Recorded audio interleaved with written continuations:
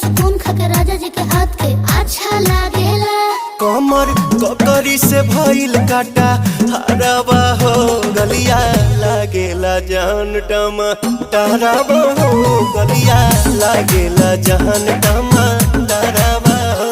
कहे तोर गया तुझको मैं पार करना अपने खाला पहले हम के खिया करना तबे भइल बा कमरिया मोर चाह करना तबे भइल बा कमरिया मोर चाह करना चाह करना।